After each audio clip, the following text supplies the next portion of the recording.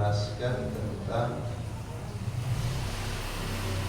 suwarul qudwati tis'un. Suwarul qudwah, gambaran mengikuti atau manut imam. Tis'un ada 9. Tasihu fi khamsin, tasihu sah fi khamsin di dalam yang 5. Wa tabtulu dan batal fi arba'in di dalam yang 4. Ini pasal ini menjelaskan tentang manut atau ikut imam. 5 dianggap sah oleh agama, 4 batal. Yang pertama, yang 5 sah, 5 dianggap sah. Yang pertama, qudwatu rajulin bi rajulin, ikutnya orang lelaki birojulin terhadap orang kepada imam laki-laki. Jadi yang jadi imam laki-laki, yang makmum laki-laki, itu sah. Jauh. Yang imam laki-laki, yang makmum laki-laki, sah. Yang kedua, wa qudwatu imra'atin bi rajulin, ikutnya seorang perempuan atau makmum perempuan birojulin kepada imam laki-laki. Makmumnya perempuan, imamnya laki-laki juga sah. Kalau ada laki-laki sendiri, makmumnya perempuan semua, dikeroyok imamnya, sah. Yang ketiga, wa qudwatu khunsa birojuli, bermakmumnya seorang banci birojuli kepada imam laki-laki. Jadi imamnya laki-laki, makmumnya banci. Banci itu kayak gimana?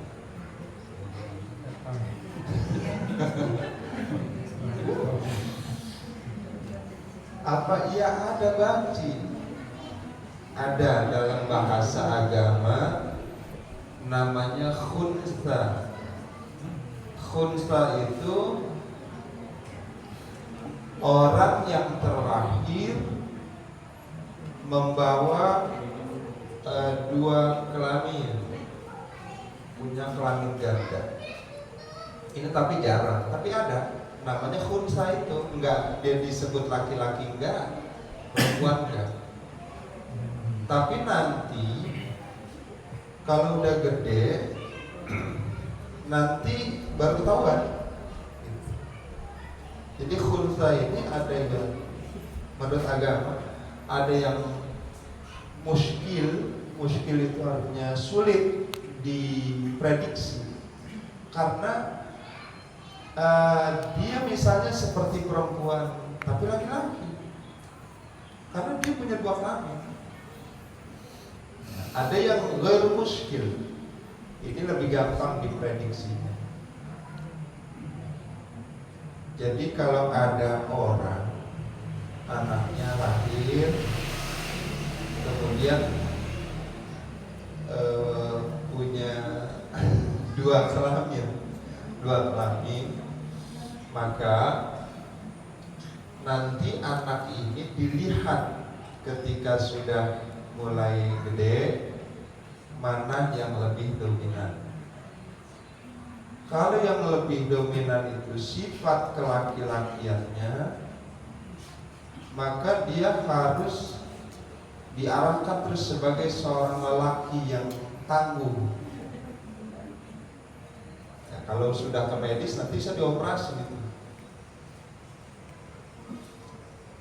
Dan sebaliknya, kalau sifat keperempuannya justru yang lebih dominan, maka dia nanti didorong untuk menjadi seorang perempuan. Dan ini biasanya terlihat ketika anak sudah mulai beranjak dewasa, ya, sudah mulai kelihatan, oh ini ternyata laki-laki, ini ternyata perempuan. Karena memang sulit dibedakan, terutama yang muskil, yang sulit, sukar gitu. Karena dia lahirnya bawa dua kelamin. Bahkan yang lebih sulit lagi, casingnya itu loh kayak laki-laki, tapi jeroannya punya rahim. Bahkan kata medis, ini bisa hamil ini. Ini memang langka ya.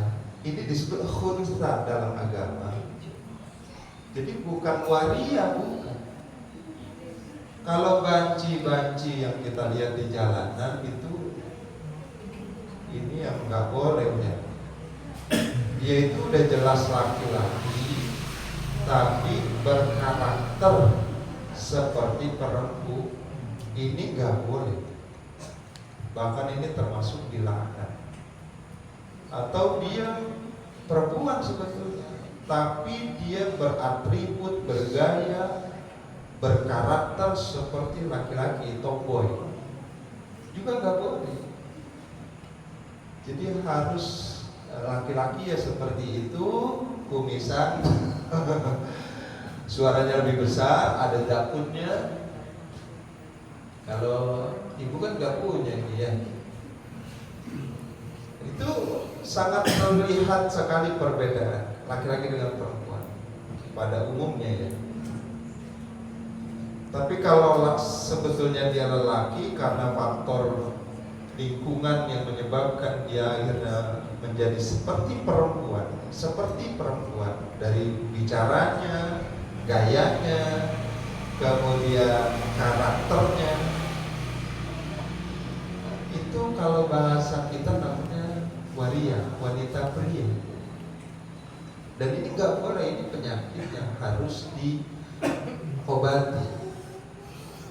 Apalagi kalau dia itu punya kecenderungan kepada lelaki juga. Ini kan namanya jeruk makan jeruk. Iya, homo.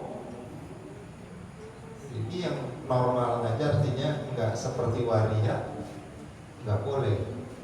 Ini udah merubah kodratnya, kemudian punya kecenderungan suka sesama lelaki. Biasanya memang seperti itu. Dan kalau ada seperti itu, jangan ditangkap, karena dia akan bakar. Kalau ada waria-waria ngamen keliling, jangan kalau bisa dicuekin, karena kodrat seperti itu tuh sudah melanggar agama. Justru dia mestinya bertobat, kembali kepada siapa dia sebetulnya.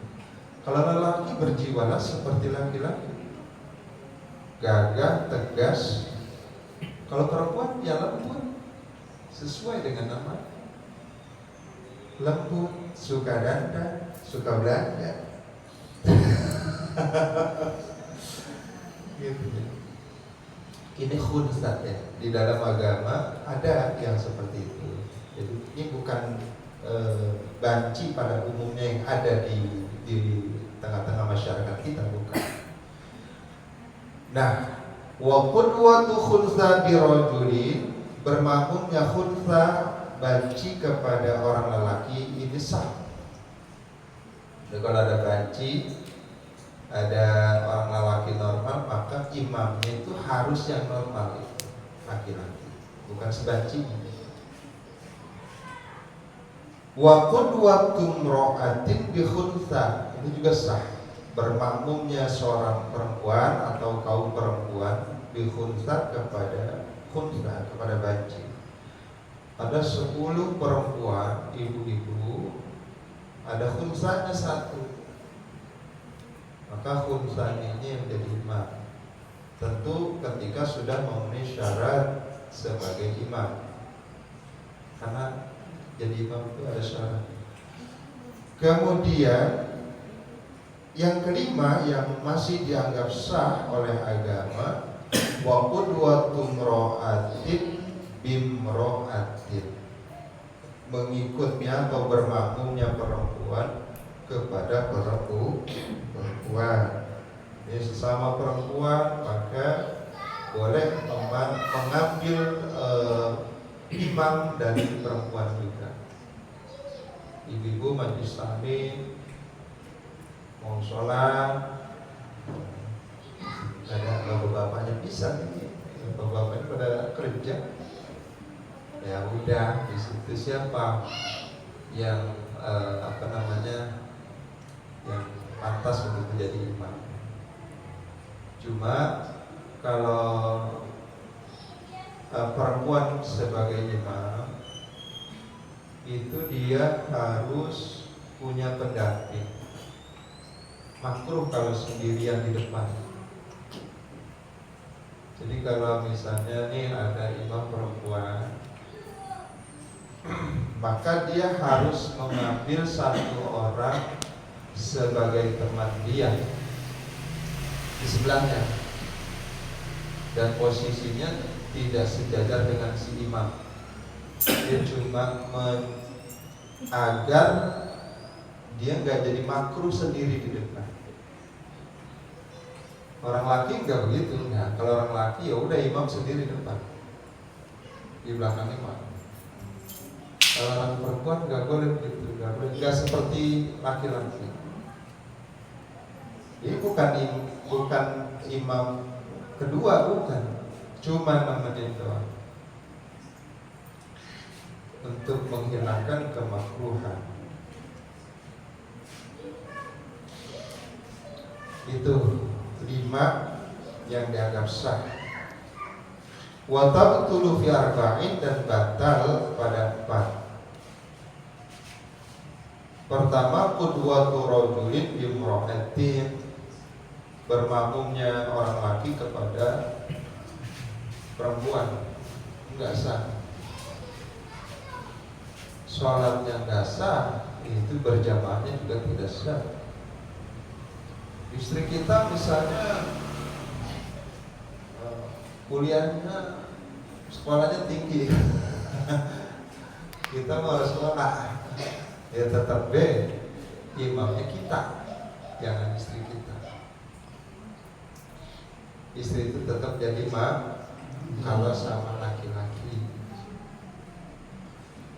Gitu. Ini nggak sah nih kalau ada suami bermakmum kepada istri atau orang lelaki bermakmum kepada perempuan. Kemudian wa qudwatu rajulin bil untha, bermakmumnya orang laki kepada banci. Jadi kalau ada wa qudwatu khunsa bimra'atin, ini juga enggak sah nih, enggak sah bermakmumnya banci kepada perempuan. Banci bermakmum kepada perempuan. Kalau tadi kan imamnya banci, makmum perempuan sah. Tapi kalau imamnya perempuan, makmumnya banci tidak sah. Kemudian yang termasuk tidak sah juga wa qudwatu khunsa bi khunsa, bermakmumnya banci kepada imam banci. Ini kalau ada banci mau pada sembahyang, dia nggak boleh dua imamnya. Sesama banci nggak boleh jadi imam, harus mengundang orang laki. Ya, orang laki yang diundang, dan orang perempuan, atau sholat sendiri. karena tidak memenuhi syarat untuk berjamaah. Siapa yang mau jadi imam atau siapa yang pantas dijadikan imam? Nah itu nggak boleh banci dengan banci. Jadi 5 ya begitu. Sampai sini ada yang mau bertanya nggak?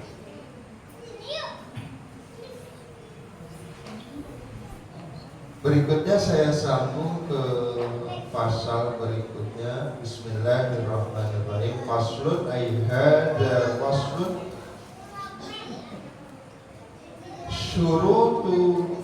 syurutul qudwah.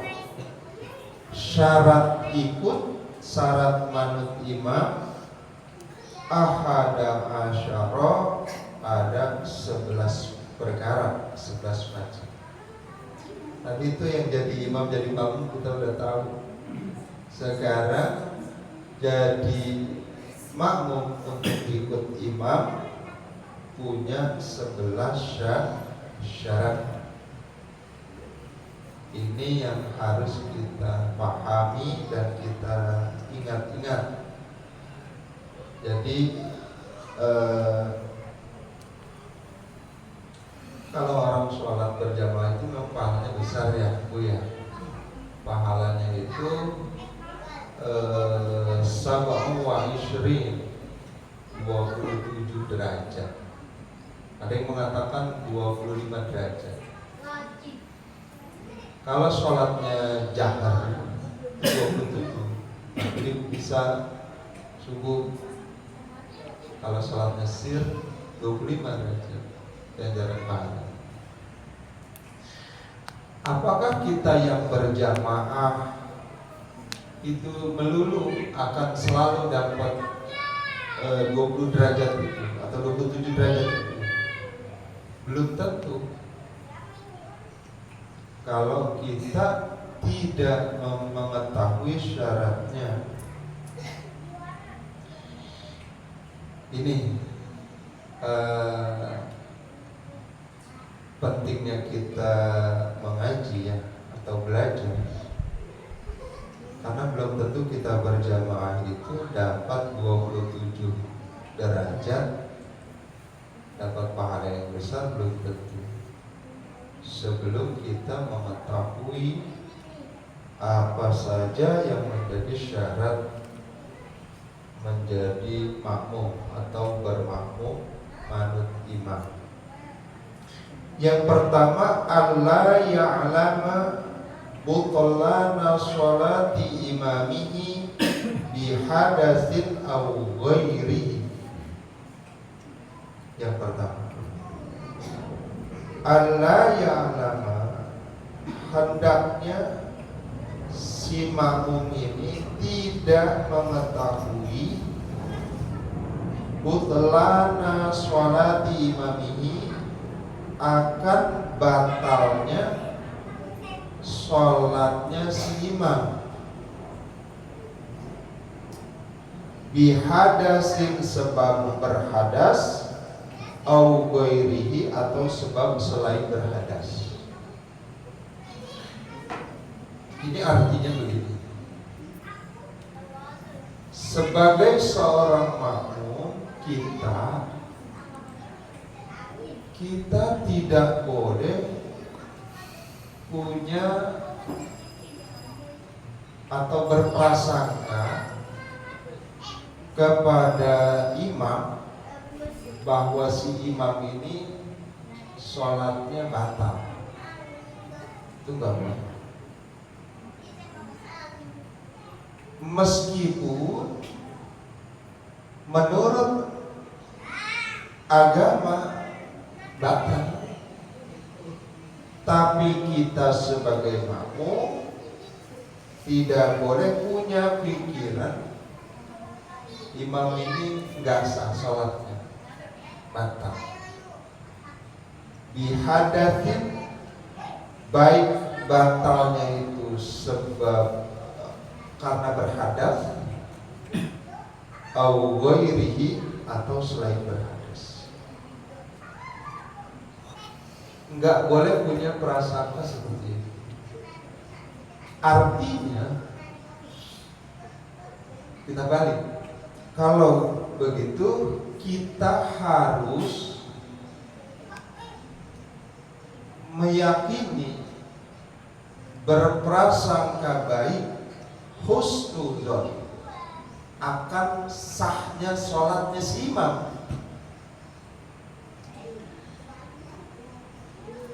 Misalnya contoh,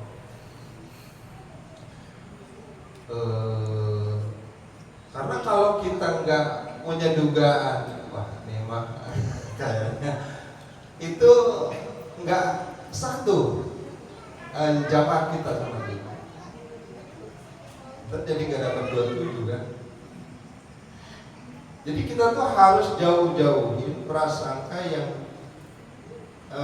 jelek.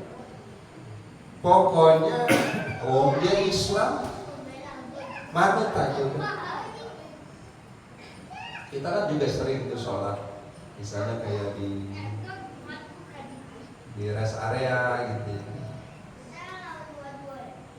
Tuh orang pakai celana, pakai kaos, udah kita sholat aja. Oh itu kan dia celananya bahkan kencing, nggak usah ke situ-situ. Karena kalau ada dugaan seperti itu, batal sholatnya, nggak sah kita berjamaah sama dia. Itu kan jadi susah. Udah ikut aja.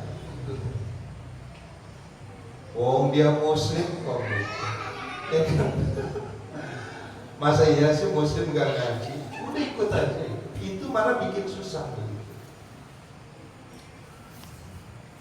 Jangan punya prasangka atau dugaan bahwa sholatnya imam kita ini batal, salah oleh agama. Artinya kita balik, kita harus husnuzon, ikut gitu. Meskipun sebetulnya dia ini memang batal. Contoh, ada orang dia habis megang istrinya PDKM.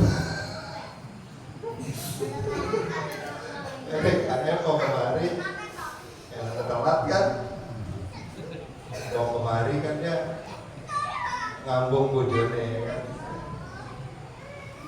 Sampai di sini jadi imam. Kita tuh nggak usah punya dugaan kesana-sana. Yakin aja siapa yang siap jadi imam, artinya kan dia pasti punya wudhu. Akhirnya dia memang siap jadi imam. Jadi kita nggak usah dugaan-dugaan. Itu akan jadi batal sholat kita. Nah, seandainya beneran batal, kata PDKM, Abi lagi ngopi, waduh maafin ya, apa ya? Ya Allah, tadi sih itu gak punya wudhu, sudah batal jadi imam. Maka wajib pulang. Cuma ini jadi ngerepotin orang. Dan kudu dikasih tahu gitu. Cuma tuh ngerepotin. Kalau saya ya nggak usah, biarin. Karena si makmum ini udah tetap sah sholatnya. Meskipun kenyataannya si imam berhadas. Kecuali jelas-jelas nyata kita ngeliat. Karena kalau kejelasan itu nyata kita itu udah nggak bisa ditawar kan. Loh, PDKM habis salaman sama istri. Kita bisa langsung mengingatkan atau mufarokoh atau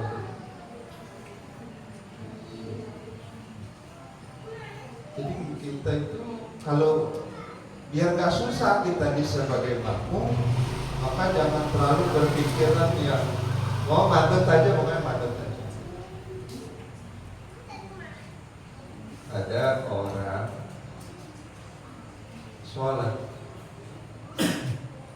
kemudian habis takbir dia kagak langsung habis Allahu Akbar takbir langsung Alhamdulillahirabbil alamin. Kata kita nih dalam hati, dah orang nggak pakai bismillah, nggak pakai kata kita nih, karena Fatihah itu terdiri dari 7 ayat, bismillah termasuk ayat pertama, kata kita nih, nggak sah ini. Maka nggak sah. Mestinya apa? Mestinya apa? Husnuzon aja. Mungkin bismillahnya di dalam hati ya, sir. Mungkin bismillahnya sir. Husnuzon aja. Dan gak usah ditanya. Itu bikin malah susah kalau ditanya. Kan sebetulnya simpel ya, simpel. Dengan dia begitu, kemudian kita husnuzon. Mungkin bismillahnya sir, kita kedengar. Jadi dia langsung alhamdulillahirabbil alamin. Kalau kita husnuzon, udah selamat sholat kita, jamaah kita. Tapi kalau misalnya kita duga, wah ini nggak sah nih, udah jangan pura-pura di situ, kita udah keluar aja dari barisan. Mau ngapain di situ? Malah jadi susah kita ya. Dan nggak perlu ditanya. Pada tadi kita nggak pakai bismillah sampai ada.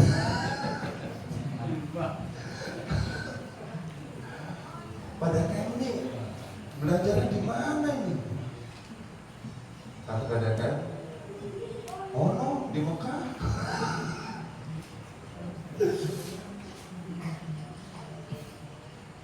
Di Mekah Imam Sudais itu nggak pakai bismillah. Benar nggak?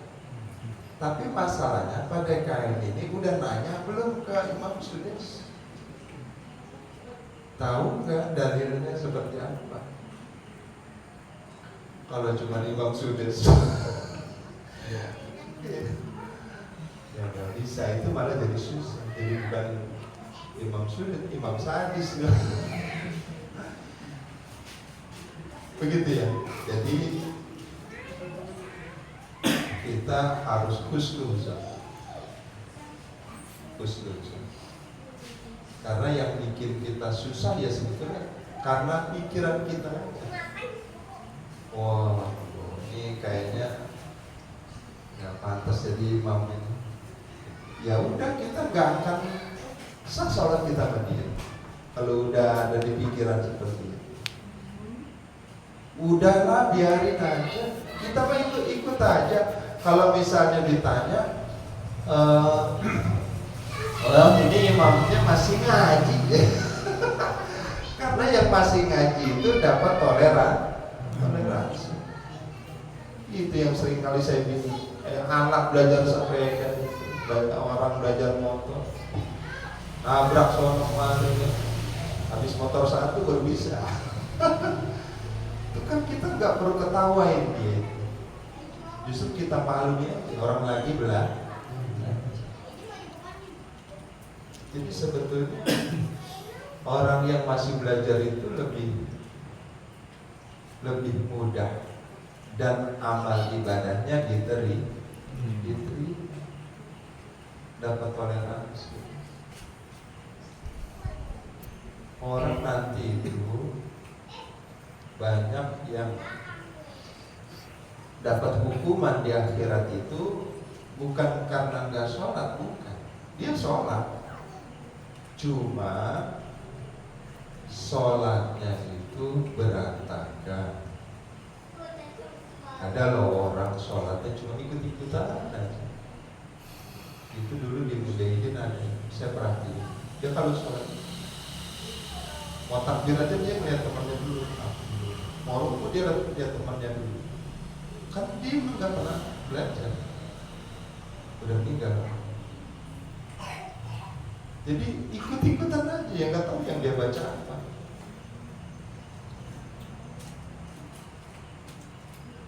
Jadi orang nanti dimintai pertanggungjawaban, dan banyak yang mendapat hukuman itu bukan yang nggak sholat. Sholat lah sholat, tapi bukan pahala yang didapat. Makanya itu prinsipnya penting belajar. Kita kan sholat kita kok belum rapi banget, belum benar. Yang penting masih mau ngaji, masih mau belajar. Lah orang para pejuang, para syuhada itu mati syahid, dan dia kan tahu ilmunya dari mana kalau bukan dari majelis taklim. Makanya orang yang di majelis ilmu, di majelis taklim itu udah pasti syahid. Kita keluar rumah mau ke sini aja dianggap syahid sampai kembali pulang. Orang yang mati kalau lagi ngaji syahid, surga. Ngajinya bernyender, pulas 12.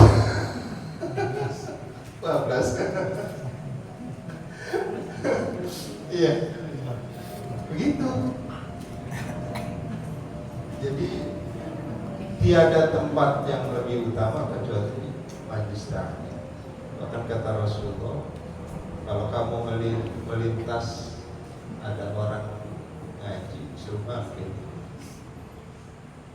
mampir sesaat, itu setara dengan sholat sunnah 100 rakaat.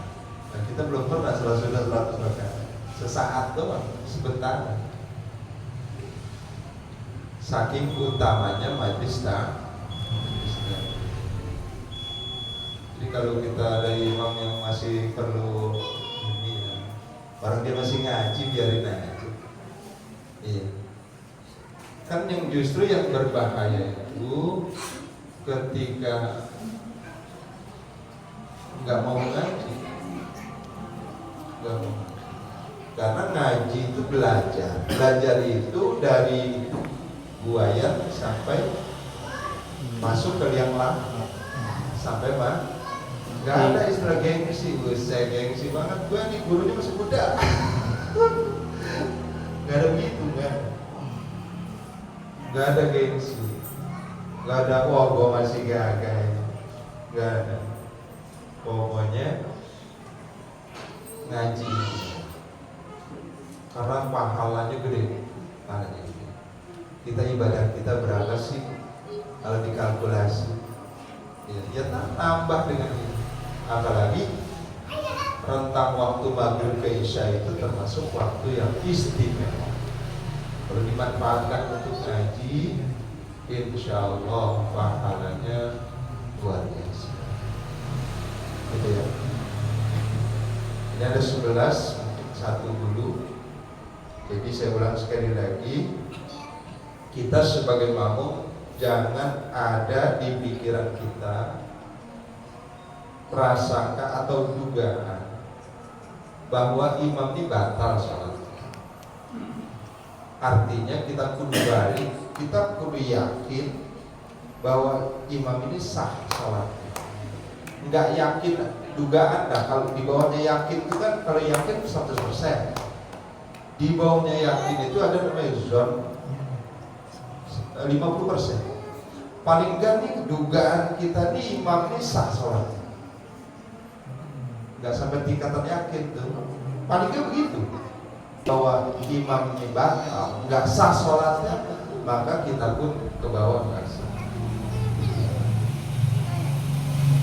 Ini syarat manut atau ikut kepada imam. Yang pertama harus ditanamkan di dalam hati berprasangka yang baik, husnuzon kepada imam. Ya, sebetulnya dalam kehidupan sosial interaksi kita di masyarakat kan memang seperti itu. Karena apapun yang terjadi itu biasanya karena pikiran kita. Benar nggak Bu? Kalau pikiran kita begini-begini beneran, iya nggak? Wah sakit nih sakit, sakit beneran. Oh kita perlu sehat, kuat gitu, sehat. Bener gak? Karena semua itu sumbernya dari sini. Kalau kita udah semuanya dari sini. Penyakit apa aja, kegelisahan, kegundah gulanaan, ketakutan, itu semuanya dari pikiran. Kalau pikirannya udah koslet, udah negatif melulu, ya begitu. Makanya mindsetnya makanya orang-orang ceria, orang-orang hebat, orang-orang sukses itu karena punya pikiran yang jernih, pikiran yang selalu memandang sesuatu itu baik. Ya, seperti itu. Barangkali cukup. Ada pertanyaan nggak Bapak Ibu? Ya silakan. Ada KM? Nggak enak ditanya dari KM. Ya. Sebagai tahu paroka, kita gerakan kita ikut imam apa kita ada bisa dari gerakan imam? Ini namanya imamnya ada beres nih. Iya. Ya sebetulnya kalau paroka itu kita harus, kan kita salah sendiri. Mau paroka itu kan berpisah. Ada yang kita putus dari imam itu. Cuman kan jadi masalah nih. Kita ada di sini. Kalau kita batal nih, kalau batal, ini boleh sih kita pakai cara batal. Kalau kita batal itu caranya. Misalnya kita kentut nih, kita ada di depan, ini di belakang kita udah rapat banget. Maka cara kita keluar dari barisan itu jangan di situ, baik. Ngapain kita di situ? Kita berhadas, sholat kita pun jadi nggak sah. Ya, kita kan mau harus ke belakang ambil wudhu ya. Maka itu caranya hidung kita tekap. Itu artinya orang terduganya begini, bukan duga, padahal kita kentut gitu. Orang duganya, oh itu dia mimisan, mimisan dia, ya. Padahal habis kentut, ya. Yang jelasnya harus keluar dari barisan.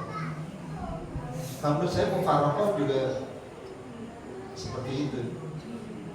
Karena kan begini ya, kalau kita misalnya di sini, kita berbangun pas di belakang imam, kita nggak yakin dengan imamnya, kita mau mufarokoh kan nggak mungkin. Kita, ya sebetulnya sih boleh aja ngikutin gerakan imam, nggak apa. Kayak saya kalau di sekolah itu, sholat sunnah duha itu, sekolah itu mewajibkan berjamaah meskipun secara agama nggak ada jamaah sholat duha itu. Cuma setelah saya mencari beberapa referensi, banyak juga ulama yang membolehkan berjamaah meskipun niatnya nggak berjamaah. Loh, aneh ya. Iya, karena di dalam dunia pendidikan mendisiplinkan anak itu perlu. Ini sekarang coba bayangin kayak sholat tarawih zaman dulu, kalau enggak berkat jasa Sayyidina Umar nggak dibikin jamaah, itu nggak enak banget dilihatnya. Ada yang lagi sujud, ada yang baru mulai, ada yang lagi ruku, ada yang lagi duduk, kan jadi bentang bentong ya. Nggak enak banget kalau ada orang seperti ini, kayak kita sholat sunnah, qobliyah, ba'diyah itu, ya seperti itu. Maka boleh akhirnya demi pendisiplinan pelaksanaan sholat sunnah duha boleh, dengan catatan niatnya tidak berjamaah, cuma ngikutin doang imam, ngikutin imam doang. Kalau imam ruku dia ruku, karena melihat agar terlihat kekompakan, karena nggak bisa disulit. Ya, seperti itu ya. Kalau misalnya kita mufarokoh, ngikutin aja nggak apa-apa, ikutin aja. Jadi jangan, apalagi kalau menunjukkan kefanatikan, memang kita gedek nih sama imam. Ini boleh nggak nih kalau kita sholat sama imam yang kita nggak suka? Boleh, sah sholat kita, cuma makruh aja. Dia kita jadiin imam tapi kita gedek. Iya, kalau gedek bencinya itu karena sifat dia, artinya bawaan dia sejak lahir, tapi dia itu kan nggak boleh sebenarnya. Tapi kalau kita benci lantaran orang ini misalnya fasik atau banyak melanggar agama gitu, itu pasti boleh. Nah kalau benci itu udah sangat mengganggu, karena ini ada jamaah kita yang begitu, ada, saya tahu orangnya. Kalau ada yang begitu, daripada mengganggu banget pikiran kita, lebih baik kita gak usah ke musola, gak usah ke masjid, cari tempat lain. Loh itu mengganggu banget tuh. Sedangkan kita sholat tuh supaya khusyuk dengan cara berjamaah. Coba kalau sholat sendiri itu pikirannya banyak traveling ya. Tapi kalau jamaah kan udah ngikuti imam aja, imam ruku kita ruku, itu kan begitu, lebih enjoy gitu ya. Kalau di imamnya kita benci, itu mengganggu. Nanti bukan malah kekhusyuan yang kita dapat, malah ketidakkhusyuan. Itu Ustaz ya, kadang-kadang napin ya. Ada lagi, Bapak Ibu. Ya, sorry ya.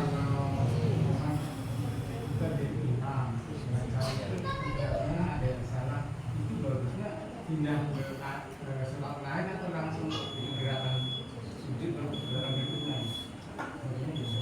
Udah mati. Jadi cara ganda apa namanya ya, bilang ini imam. Kalau yang luput itu gerakan, kita cukup dengan tasbih. Orang laki nih, orang laki cukup dengan tasbih.